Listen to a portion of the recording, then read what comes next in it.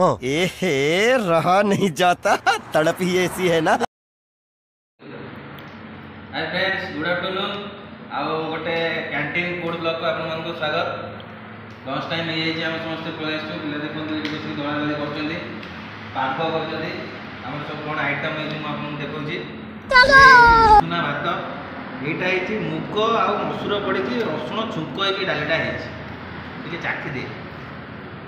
ओ डालीटा मस्त है कौन लगुच डाली ता सहित ये बटन मशरूम बटन छतु ये बैगण छणा है यहाँ मुझे पाग कर टमाटो पोड़ी रसुण सोरिष तेल कंचा लंका लुण पकईकि दलिक गोटे पाग कर लेंबूटा साइड अच्छी दरकार पड़ोनी मुझे खाऊँ आप देखिए मुझे भारी एक्साइटेड अच्छी ये डालीटा खाया गाँ मानक मिले रसुण छुक मसूर मुग सब पड़ी डालीटा आज